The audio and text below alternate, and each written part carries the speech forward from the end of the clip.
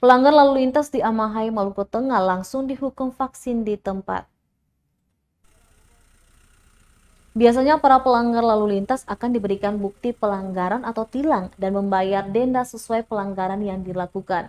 Kali ini para pelanggar lalu lintas di Jalan Transeram Negeri Amahai, Maluku Tengah justru dihukum dengan vaksin di tempat. Kepala Dinas Perhubungan Egin Picarima mengatakan tilang vaksinasi dilakukan untuk menggenjot capaian vaksinasi di Maluku Tengah.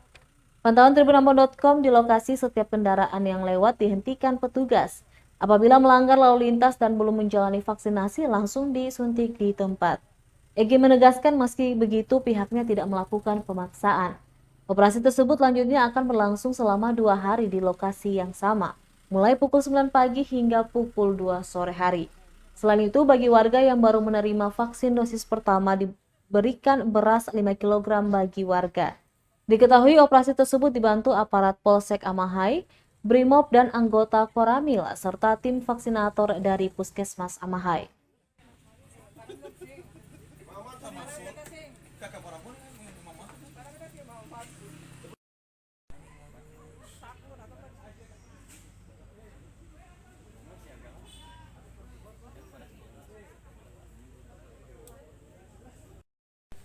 Kata apa? Suntik sedikit saja mutaku.